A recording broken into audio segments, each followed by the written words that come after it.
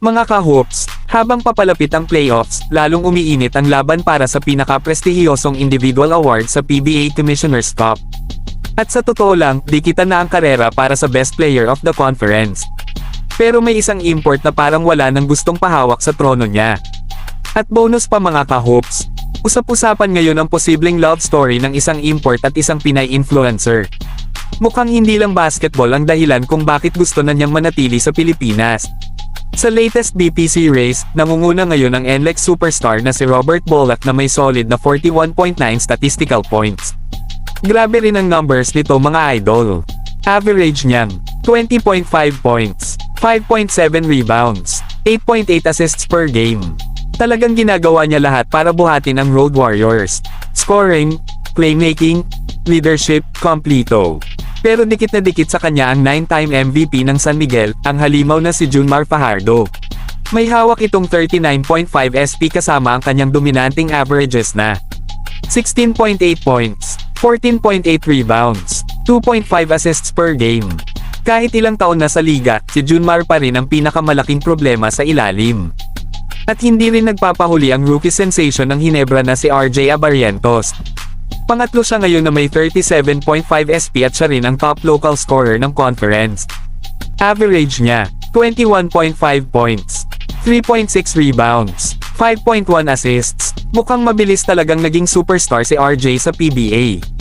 Kasunod naman si Richie Rivero ng Phoenix na may 34.9 SP, habang pumapangalima si Magnolia forward na Xavier Lucero na may 33.5 SP.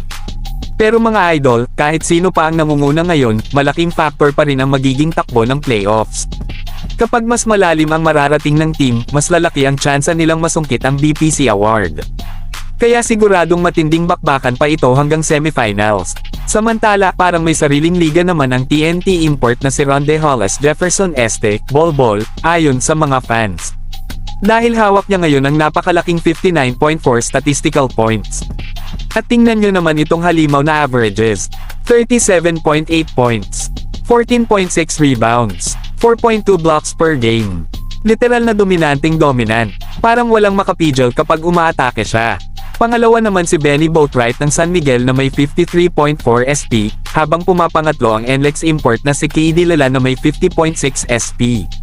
Kasunod si Justin Brownlee ng Hinebra at si Jonard Clark ito este Jalen Johnson ng Rain or Shine. Pero sa totoo lang mga idol, kung magtutuloy-tuloy ang pananalasa ng TNT at ang grabing performances ni Bol, mukhang selyado na talaga ang Best Import Award para sa kanya. At ito pa ang mas lalong pinag-uusapan ngayon online. Usap-usapan ng fans na baka raw hindi na umalis ng Pilipinas ang Rain or Shine import na si Jalen Johnson.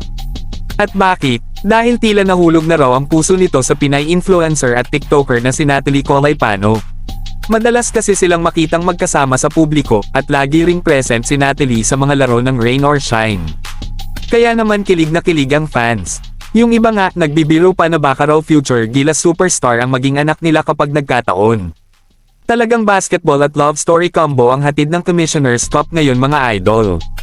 Kayong mga idol, sino para sa inyo ang tunay na best player of the conference? Si Bolac ba? Junmar? O RJ Abarrientos? At sa best import, may makakahabol pa kaya kay Bol?